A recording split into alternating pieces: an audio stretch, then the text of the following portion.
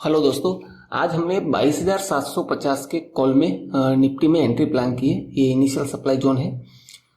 एक बार trade develop होता है उसके बाद मैं आपको समझाऊंगा। अभी मेरा इनिशियल स्टॉप लॉस जो है वो 121 के आसपास रहने वाला है। इसको मैंने फिबोनाची टूल का यूज़ किया है स्टॉप लॉस को टेल करने के लिए। उसको मैं एक्सप्लेन करने की कोशिश करूंगा बाद में। एक बार ट्रेड डेवलप हो जाता है उसके बाद हम डिटेल में लर्निंग करेंगे। अब इसमें क्या है ना, हमारी एंट्री जो हुई है वो हुई है 933 पे 138 पे, और हमारा स्टॉप लॉस जो है 121 पे। अब आज स्टॉप लॉस अपना थोड़ा बड़ा है। वैसे मुझे एंट्री आज 130 पे करनी थी, लेकिन कंफर्मेशन का वेट करने की वजह से हमारी एंट्री जो है वो 138 पे हुई है। तो 8 पॉइंट अप साइड में एंट्री हुई है। तो 130 पे एंट्री करते तो हमें 8 पॉइंट का फायदा मिलता है, लेकिन प्रॉब्लम यह है कि वहां पर कंफर्मेशन नहीं था, और कंफर्मेशन का वेट करना ज्यादा सही है। चाहे स्टॉप लॉस अपना थोड़ा बड़ा होगा वो चलेगा, लेकिन वो सही होना चाहिए। अब हमारा जो टारगेट है वो हमारा 25% है, यहाँ से 35 पॉइंट के आसपास निफ्टी के अंदर। अब ये टारगेट क्यों डिसाइड किया है?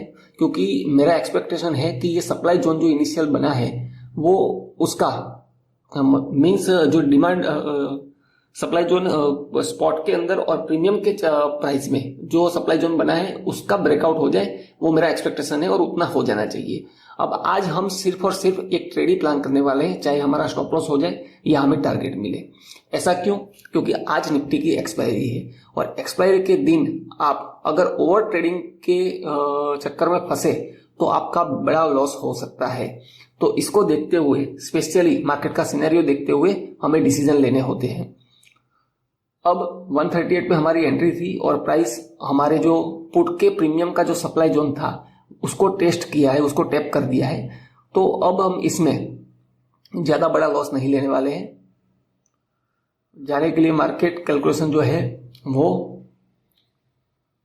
यहां से इस सप्लाई जोन से देखा जाए तो 30% आसपास आराम से जाता है, 199 200 तक जा सकता है। लेकिन आज एक्सपायरी को ध्यान में रखते हुए और हमारे जो डिसाइडेड प्लान था उसको ध्यान में रखते हुए हम किसी भी इमोशन में, ये मेरा इमोशन है कि मार्केट यहां जा सकता है इसीलिए मैं मार्क कर रहा हूं उसको, लेकिन मैं उस इमोशन को देखते हुए मैंने ट्रेड प्लान नहीं किया है, वो आपको ध्यान रखना है। और हमने प्लान किया है अपना 25% पे 174 के आसपास या 170 के आसपास भी अगर बुक होता है तो हमारा टारगेट ही माना जाएगा, क्योंकि इसमें हमें एक अच्छा, देखो अब एक्सपायरी के दिन क्या होता है स्पेशली, अब देखो ऑलमोस्ट टारगेट के पास गया प्राइस, लेकिन हमें वापस उसी सेकंड में 1 सेकंड के अंदर वापस प्राइस ने रिजेक्शन दिखा दिया। ये रिजेक्शन मार्केट के अंदर मोस्टली आपको एक्सपायरी के दिन ज्यादा शार्पली देखने को मिलते हैं। तो ऐसे में नए ट्रेडर जो है वो कहाँ फंसते हैं, वो मार्केट प्राइस पे एंट्री लेते हैं और मार्केट प्राइस पे एग्जिट करते हैं। तो उनको लगता है टारगेट आ चुका है तो वो तुरंत मार्केट प्राइस पे क्लिक करके उसको बुक करते हैं, लेकिन होता क्या है, 1 सेकंड के अंदर ही प्राइस वो है शार्पली ड्रॉप हो जाता है, और उनका जो एग्जिट 170 के आसपास होने वाला था वो हो जाता है 140 पे या 150 पे। तो उनको लगता है टारगेट मिल गया, लेकिन एक्चुअली उनको 2-4 पॉइंट का ही प्रॉफिट होता है, 4-5 पॉइंट का ही प्रॉफिट होता है, और इसकी वजह से उनका जो एनालिसिस सही होने के बाद भी उनका जो है ट्रेड में ज्यादा प्रॉफिट नहीं बुक कर पाते। तो स्पेशली एक्सपायरी के दिन या नॉर्मल डे में भी आप कोशिश करिए कि लिमिट प्राइस का यूज करें। जैसे मैं ट्रेल कर रहा हूं 300 सेल जो स्टॉप लिमिट है प्राइस इसको, तो वो उसी प्राइस पे उसके आसपास ही टारगेट को बुक करने की कोशिश करेगा और वहीं पर बुक करेगा। तो आपको ज्यादा आपका जो प्रॉफिट है वो आपका सेफ रहेगा। इसकी वजह से आप लिमिट ऑर्डर का यूज कीजिए। आप देखोगे अब मार्केट ने यहां पर सप्लाई जोन जो पुट का प्रीमियम का सप्लाई जोन था उसका ब्रेकआउट देने के बाद मार्केट स्लो हो चुका है। वो 1 सेकंड के अंदर ही बाइंग आ गई और वापस उसी सेकंड में रिजेक्शन देखने को मिल गया। तो ये पहला इंडिकेशन होता है मोमेंटम स्लो होने का। अब देखो, आप ऑब्जर्व करो मोमेंटम स्पीड, मार्केट में जो प्राइस की इंक्रीज होने की स्पीड थी वो कम हो चुकी है, और इसी को मोमेंटम कहते हैं। और मेरा फोकस मोमेंटम के ऊपर बहुत ज्यादा रहता है। मोमेंटम को आपको अच्छे से ऑब्जर्व करना सीखना होगा।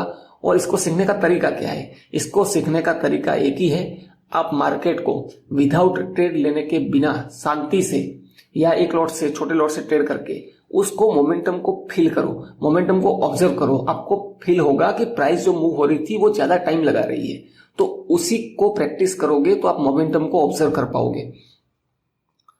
और ये ट्रेड जब खत्म होगा उसका जो मैं ये देखो इनिशियल प्रीमियम का जो हाई था, इंट्राडे हाई, वहां पर मार्केट ने टेस्ट किया है, उसकी वजह से मोमेंटम ये जो लूज हुआ है उसकी वजह से लूज हो रहा है। अब इस केस में हम क्या करने वाले हैं, 138 पे हमारी एंट्री हुई थी, तो इस कैंडल का जो लो है 157, मिनिमम हम ये टारगेट लेने वाले हैं। 157 के आसपास हम मिनिमम टारगेट लेने वाले हैं, ताकि हमारा 1:1 के हिसाब से स्कैल्पिंग ट्रेड जो है वो सक्सेसफुल हो। देखो, कोस्ट टू कोस्ट एग्जिट करना या लॉस लेना उससे ज्यादा अच्छा है अपना टारगेट प्रॉफिट लेना। क्यों? बड़ा प्रॉफिट मिलना होगा, मार्केट ऊपर जाना होगा तो वो जाएगा, वो किसी को नहीं पता, लेकिन आप कोशिश करिए आपके प्लान के ऊपर स्टिक रहने का। देखो, हमारा ऑलमोस्ट टारगेट के पास है, तो हम मिनिमम अब इतना टारगेट के पास आने के बाद हम वेट जरूर करेंगे टारगेट का, डिसिप्लिन ट्रेडर के हिसाब से। लेकिन क्या हो, अगर 1-2 पॉइंट से टारगेट नहीं आता है तो क्या हम पूरा लॉस बुक करेंगे? नहीं, ये गलत अप्रोच रहेगा आपका। आप कोशिश करिए टारगेट पे स्टिक रहने की, लेकिन अगर टारगेट पे प्राइस ट्रैप हो जाती है, ऑलमोस्ट उसके 1-2 पॉइंट के आसपास आ जाती है, तो आप कोशिश करिए उस ट्रेड में जितना हो सके उतना प्रॉफिट को कवर करने की, प्रॉफिट को सेव करने का, वो बहुत ज्यादा जरूरी है। जितना एंट्री लेना जरूरी है, स्टॉप लॉस देना जरूरी है, वैसे ही अपने प्रॉफिट को सेव करना भी उतना ही जरूरी है।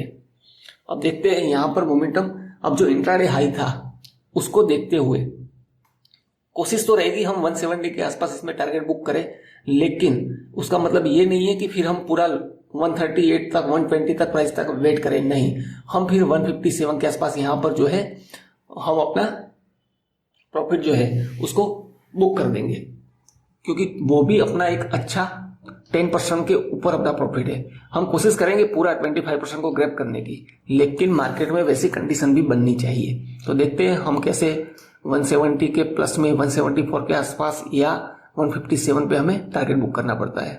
अब स्पॉट के अंदर आप देखोगे तो यहाँ पर एक इनिशियल डिमांड बन चुकी है। अब ये डिमांड फेल होगी तो एक्सपायरी के दिन क्या होता है, शार्पली रिवर्सल आ सकता है, और इसीलिए हम एक्सपायरी के दिन मिनिमम ट्रेड प्लान करते हैं। एक्सपायरी के दिन मोमेंटम आए तो किसी भी साइड आ सकती है। लोग जो हीरो जीरो करते हैं, देखो वापस प्राइस ने टैप कर दिया है, वहां पर अपना टारगेट मिल चुका है, लेकिन एक्सपायरी होने की वजह से हमें बुक करने का मौका नहीं मिल रहा है। तो देखते हैं हमें 157 बुक करना पड़ता है या 170 प्लस हम टारगेट बुक कर पाते हैं। 157 तो हमें मिलने ही वाला है, वो तो 10 से 15% तो हमें मिलने ही वाला है, लेकिन 25% के लिए ये फाइट हो रही है। अब इसके अपना इंट्राडे हाई को क्रॉस करेगा तो मैं इंट्राडे पे ही टारगेट बुक करने का प्लान करूंगा, क्योंकि अब मेरे को जो कैंडल की साइज छोटी हो चुकी है, डोजी डेवलप हुई है, तो अब मेरा कॉन्फिडेंस है यहाँ पर वो लूज हो रहा है और यहाँ मैं टारगेट बुक करने वाला हूँ। ठीक है, यहाँ अपना टारगेट बुक हो चुका है। अब मैं इस ट्रेड के पीछे की डिटेल में आपको लर्निंग समझाने वाला हूँ, उस लर्निंग को मिस मत करना। इससे ही आपको एक एडवांस लेवल का जो लर्निंग है वो मिलने वाला है और आपकी ट्रेडिंग स्किल है वो इंप्रूव होने वाली है, तो इसको मिस मत करना। अब जो मैं आपको इस ट्रेड की लर्निंग दे रहा हूँ वो समझिए। कल क्या हुआ था, मार्केट ने जो क्लोजिंग प्राइस दिया था उसके नीचे आज मार्केट गैप डाउन ओपन होके फर्स्ट कैंडल में एक डिमांड जनरेट करने की उसने सप्लाई जनरेट करने की उसने कोशिश की है मार्केट ने। तो मार्केट स्टार्टिंग में ओपन होने के बाद जो ये कैंडल स्ट्रॉन्ग बाइंग कैंडल दिखाई है उसमें ये शो होता है कि इसमें बायर जो है वो प्राइस को अप की साइड मूव किया है। उसके बाद वापस यहाँ पर एक डोजी बन जाती है और ये शो करती है कि यहाँ बायर और सेलर दोनों की फाइट हो रही है। सेलर जो है वो डाउन साइड में प्राइस को मूव करने की कोशिश कर रहे हैं और बायर जो है वो अप साइड में प्राइस को मूव करने की कोशिश करेंगे। तो पहले सेलर मूव करते हैं और उसके बाद वापस यहाँ से बायर जो है वो स्ट्रॉन्ग बाइंग कैंडल बना देते हैं, जो पहली कैंडल के बाद सबसे अच्छी कैंडल होती है। उसके बाद वापस उसको बायर अप की साइड पुश नहीं कर पाते और सेलर मार्केट में प्रेजेंस हो जाते हैं, जो मार्केट को डाउन की तरफ प्राइस को मूव कर देते हैं। उसके बाद वापस फाइट होती है यहाँ पर बायर और सेलर की, और इस बार बायर जो है वो सेलर से ज्यादा एग्रेसिव होते हैं और दो कैंडल से बाइंग को जो अपना इनिशियल सप्लाई जोन जो था उसको भी ब्रेक कर देते हैं। लेकिन उसके बाद क्या होता है, उसके बाद वापस सबसे बड़ी स्ट्रॉन्ग सेलर की कैंडल मारुबोजू डेवलप होती है और वो आज के इंट्राडे की सबसे बड़ी कैंडल पहली होती है और यहां पर बैक टू बैक 3 कैंडल आती है। अब मैं आपको इसको डिटेल में समझाता हूं मल्टी टाइम फ्रेम में। स्टार्टिंग से शुरू करता हूं, 2 मिनट और 3 मिनट दिखाता हूं आपको। थोड़ा टाइम लगेगा लेकिन एक अच्छा एक्सपीरियंस आपको मिलेगा। मैं इसको चेंज करता हूं, सॉरी इसको 2 आवर पे हो गया है 2 मिनट की जगह पर, मुझे वापस चेंज करना पड़ेगा 2 मिनट पे। अब इसको आप 2 मिनट पे देखोगे तो क्या है, 1 मिनट में 3 कैंडल थी, 2 मिनट में हैमर और उसका फॉलोअप था, और 3 मिनट में देखोगे तो क्या है, एक स्ट्रॉन्ग रिजेक्शन सेलिंग कैंडल है। अब आप समझते हैं, अब हम समझते हैं। अब जो ये सेलिंग आया है, इस सेलिंग को मैं मेजर करूंगा, इसकी डिमांड को देखो, ये प्रेजेंस ऑफ सेलर किसके इक्वल में है, ये है एडवांस लर्निंग। ये है जो फर्स्ट बायर मार्केट में, जो मार्केट ने बाइंग को पुश किया था अपसाइड में, उतने ही इक्वल में यहां पर सेलर ने पुश किया है मार्केट को डाउन साइड में। तो इसे बोलते हैं डिमांड का इक्वलाइजेशन होना। और ये आपको एक्सपीरियंस के बाद छोटे छोटे नगेट्स जो है वो सीखने को मिलेंगे। तो ऐसे केस में क्या होता है, मोस्टली रिवर्सल देखने को मिलता है हमें। तो इसीलिए हमने जो इनिशियल डिमांड जोन क्रिएट होने की कोशिश कर रहा था, वहां पर एक हॉरिजॉन्टल लाइन से उसको मार्क कर दिया और यहां पर हमने एंट्री प्लान नहीं किया। इसके बाद देखो फाइनली जो बायर आएंगे उसको मैं वॉल्यूम के साथ ऑब्जर्व करूंगा। वॉल्यूम का बहुत इंपॉर्टेंट है, बहुत सारे पैरामीटर का इंपॉर्टेंट है, जिसमें से एक वॉल्यूम है। अब देखो यहां पर जो आप कैंडल में, लास्ट कैंडल में देखोगे तो वॉल्यूम सबसे ज्यादा इंक्रीज हुआ है इसमें। तो लोग वॉल्यूम को गलत तरीके से रीड करते हैं, वो सोचते हैं कि रेड कैंडल और रेड वॉल्यूम है उसका मतलब यहां पर सेलर आ चुके हैं तो हम सेलिंग साइड में एंट्री ले लेते हैं। नहीं, ये गलत अप्रोच है। आप यहां पर नंबर नोट करो, यहां पर वॉल्यूम का नंबर दिखेगा 10,000, 20,000 वो है। तो सबसे पहली कैंडल का वॉल्यूम था 4,22,325 और इस कैंडल का वॉल्यूम है 4,65,000, 465.6 के मतलब। तो यहां पर हमें पता चल गया कि यहां पर वॉल्यूम आ चुका है। तो अब मैं सही बायर और सही सेलर का वेट करूंगा। तो मुझे इस कैंडल में जो ऐसे इतने बड़े सेलर का रिजेक्शन मिला, तो और बिग बार जो अपना कैंडल था मारुबोजू स्ट्रॉन्ग कैंडल बाइंग का दिख गया, तो यहां पर मैंने एंट्री प्लान कर ली। और यहां से 1:2 का मैंने सिंपल टारगेट प्लान किया था और टारगेट प्लान करने के पीछे कोई दूसरा लॉजिक नहीं था। 1:2 मैं एक्सपायरी के दिन टारगेट लेने की कोशिश करता हूं। और यहां पर हमें एंट्री जो मिली थी प्रीमियम के चार्ट पे, वो मिली थी 138 पे, 933 को हमारी एंट्री हुई थी। एक गलत टूल है, ये सही टूल रहेगा, हाँ। और जो हमारा स्टॉप लॉस क्या है वो भी आपको बताऊंगा कैसे सेट किया था। और 25% का टारगेट मैंने बुक किया था उसके जो प्रीमियम है उसका डेल्टा का कैलकुलेशन करने के बाद में। ये था अपना फिबोनाची टूल और इसका मैं यूज करता हूं स्टॉप लॉस को ट्रेल करने के लिए। ये मेरा लास्ट स्टॉप लॉस होता है किसी भी ट्रेड के अंदर, ये। और इसको मैंने एक्सपीरियंस के साथ मार्केट में टाइम देने के बाद इसका एडवांस सेटिंग, पर्सनल सेटिंग किया है। तो उसको समझाने जाऊंगा तो वीडियो बड़ा लेंथी हो जाएगा। कमेंट करना, अगर डिमांड रहेगी तो मैं ऐसे इसको भी डिटेल में एक्सप्लेन करने की कोशिश जरूर करूंगा। और उसके बाद हमने ये ट्रेड को कैसे एग्जिट किया मोमेंटम के साथ, वो आपने ऑलरेडी देख चुके हो। अगर हम उसको एग्जिट नहीं करते तो 25% प्रॉफिट जो हो रहा था हमारा 8,500 के आसपास, उसकी जगह हमें अभी 10,000, 15,000 लॉस हो रहा होता।